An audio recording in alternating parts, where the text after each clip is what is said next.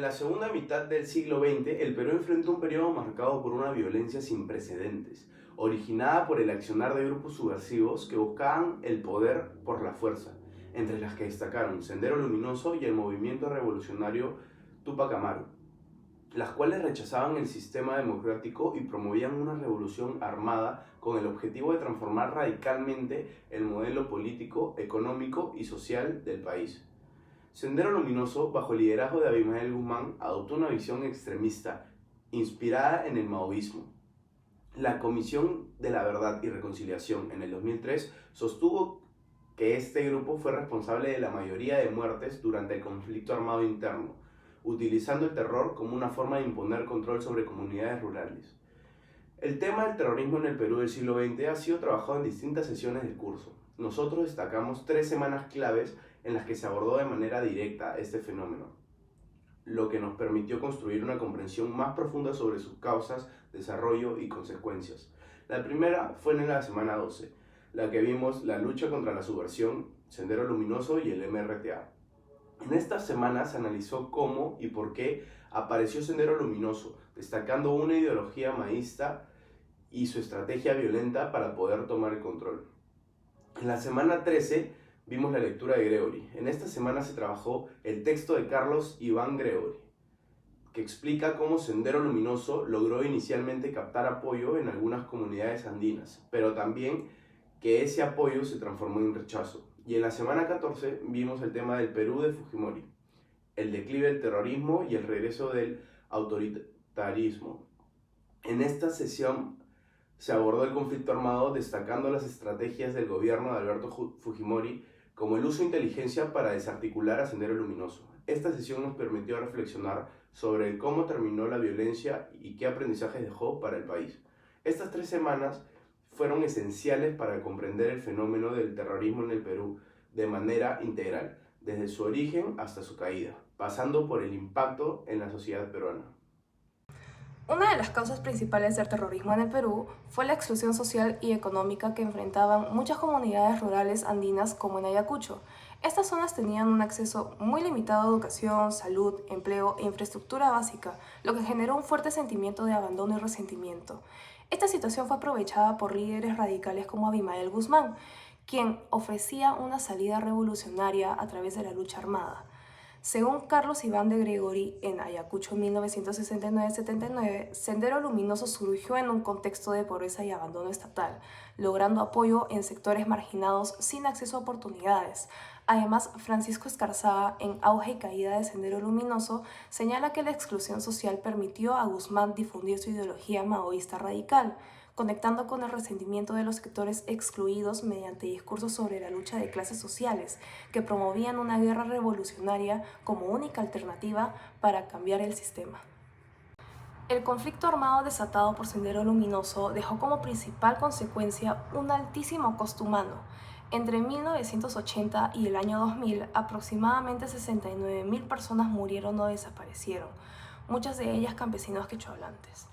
De acuerdo con la Comisión de Verdad y Reconciliación, en su informe final publicado en 2003, cerca del 75% de las víctimas fueron personas de comunidades rurales indígenas, lo que evidencia cómo la violencia se concentró en los sectores más vulnerables del país. Además del daño físico, el terrorismo dejó una huella emocional profunda. Según Jerónimo Carvajal y Ramos en su artículo Yuyay Nanay, publicado en 2020, muchas comunidades andinas cargan hasta el día de hoy el dolor, el miedo y el trauma de haber vivido ataques, pérdidas humanas y desplazamientos forzosos.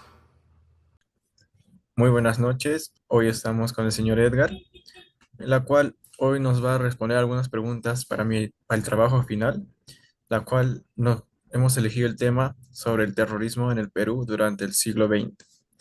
Muy buenas noches, señor Edgar. Quiero hacerle la primera pregunta. ¿Qué entiende usted por terrorismo en el contexto del Perú en el siglo XX?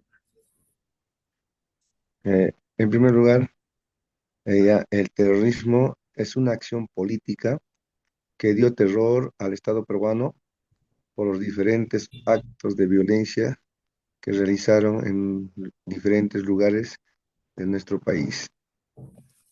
Entiendo, señor.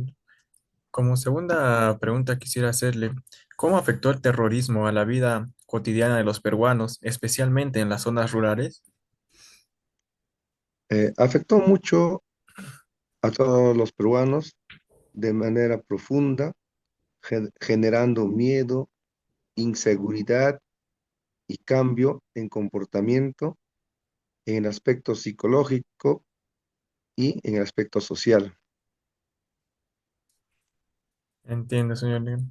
Como tercera pregunta quisiera hacerle, ¿qué rol cumplió el Estado peruano durante los años más violentos del conflicto? El Estado peruano cometió muchos errores durante la lucha, especialmente en lo que respecta a la violencia de los derechos humanos, ¿no? Dejando y no cumpliendo con lo que le corresponde al Estado. Entiendo. Como parte de pregunta quisiera decirle, ¿considera que hubo violencia a los derechos humanos o violaciones a los derechos humanos por parte del Estado en su lucha contra el terrorismo? Sí, eh, hubo mucha violencia. Es cuando se habla de violencia, se refiere a cualquier acto de violento. Los derechos, ya digamos, ha habido mucho maltrato a las personas inocentes o familiares que no cometieron y han hecho pues cosas y han sido maltratados por las diferentes personas, incluso por el Estado. Muy buenas noches, señora Rosario. Hoy, por parte de mi grupo, quiero hacerle algunas preguntas sobre el tema que hemos elegido, la cual trata sobre el terrorismo en el siglo XX en el Perú. Y voy a hacerle algunas preguntas a usted. La primera pregunta es, ¿qué entiende usted por el terrorismo en el contexto del Perú del siglo XX? Bueno, muy buenas noches. El terrorismo viene a ser el uso sistemático de la violencia, ¿no? La amenaza puede ser una amenaza. Esta amenaza se realiza con el objetivo de poder sembrar el miedo, puede ser político, religioso e ideológico también, ¿no? Implica actos que causan daño a la persona, a la integridad de la persona o también al Estado. Entiendo, señor Rosario. Otra pregunta que quiero hacerle es, ¿cómo afectó el terrorismo a la vida cotidiana de los peruanos, especialmente en zonas rurales? Bueno, la ha afectado en gran medida en cuanto al abandono de sus pueblos, ¿no? Este terror o este miedo que se sembró en los años 80, 90 o en el siglo XXI hizo que muchas de las poblaciones migraran a la ciudad, dejando en abandono sus hogares, en muchos de los casos sus familias, ¿no? Por el temor de poder ser asesinadas o por la violencia que sembraba estas personas en esos lugares. Entiendo. Gracias a las entrevistas con la señora Rosario Ludeña y el señor Edgar Rosas, a partir de sus respuestas podemos elaborar una formulación de conclusiones claras para nuestro trabajo final sobre el terrorismo en el Perú durante el siglo XX. El terrorismo fue una forma sistemática de violencia ejercida principalmente por grupos como Sendero Luminoso, con el objetivo de imponer ideologías radicales a través del miedo, afectando gravemente la seguridad y estabilidad del Estado peruano. La población rural fue una de las más afectadas. Las entrevistas revelan que muchas familias abandonaron sus pueblos por temor a la violencia, lo que provocó migraciones forzadas, desarraigo cultural y la ruptura del tejido social en zonas olvidadas por el Estado. El Estado también cometió errores graves durante la lucha contra el terrorismo. Ambos entrevistados coinciden en que hubo violaciones a los derechos humanos, incluyendo detenciones arbitrarias, maltratos e incluso muertes de personas inocentes, lo cual dejó una herida profunda en la memoria colectiva. Después del conflicto, el Estado intentó reparar los daños, aunque de forma parcial. Se reconocen esfuerzos como las reparaciones económicas y civiles, pero aún hay demandas de justicia y apoyo real para muchas víctimas que continúan olvidadas. La prevención de un nuevo conflicto depende del cumplimiento del Estado con sus funciones sociales. Las respuestas indican que la exclusión, la pobreza y la desigualdad podrían volver a generar descontento en sectores vulnerables. Por eso, es fundamental que se promueva una sociedad más inclusiva, informada y justa.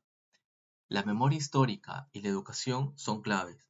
Tanto el señor Edgar como la señora Rosario destacan que los jóvenes deben conocer lo ocurrido para evitar que estos hechos se repitan.